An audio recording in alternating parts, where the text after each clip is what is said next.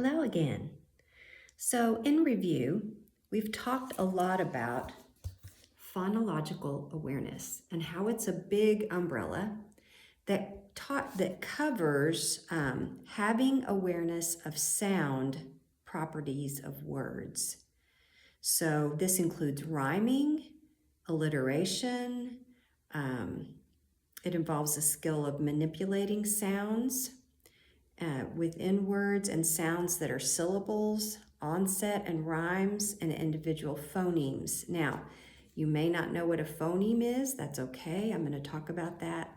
But we've talked so far a lot about word awareness, and that's a lot of rhyming, alliteration, and syllables, or not syllables, excuse me, compound words. So in this one, syllable awareness, you teach the children to be aware of syllables by helping them hear, lots of times hearing beats in words. For example, how many beats do you hear in Africa? Let's clap it out. Africa. Let's count them. Africa. 1, 2, 3. Africa. Yes. What about melody? Melody. Oh, 3. My name's Rebecca. Let's try that one. Rebecca. Oh, 3.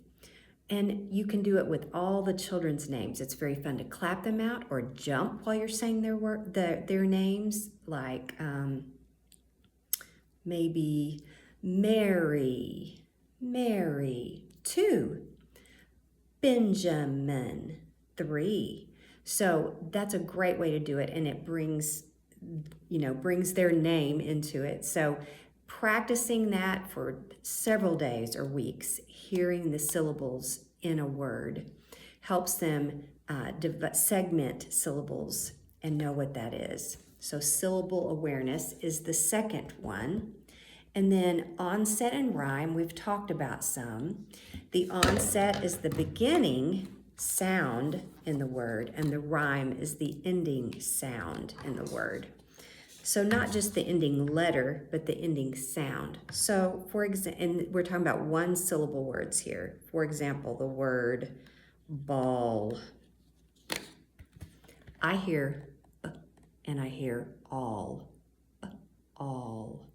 Ball. What is the onset? What is the rhyme? All. Now, the reason this is so good to teach this is you can teach a whole group of words this way. If I know all, I can add the letter C, for example. What if we use the C as onset and all as the rhyme? What do we have? K, all, call. What if we change that to an M, all, mall? What if we change it to a W, all, wall? You see how that's going to open up a whole group of words to them just by knowing that one rhyme. So it's very valuable to teach onset and rhyme, and I'm going to send you a list of words or a list of word families that will help you teach those in groups, and it will help their reading really expand fast. To back up just a little bit, I want to be sure that you teach an alphabet song, and not necessarily just the ABC song, but a song where they're assigning the sounds to the letters. And one I highly recommend, it's on YouTube, and I really think you all should learn it, or at least watch it with the children if you are able to. It's called The Secret Stories Better Alphabet Song. So not only do they teach that an A says A also says A. So you want to teach both sounds when you're teaching them, and also A does a lot of other sounds in our language, but if you can teach A and A, you're going to have a good chunk of what A does. And the letter E, not only does it say it also says E. So you want to, with all the vowels, you want to teach the two sounds that they make. But then there's other consonants that say two sounds. The letter C says k and it says s, depending on if it's followed, what letter it's followed by. And the letter G says g and it says j.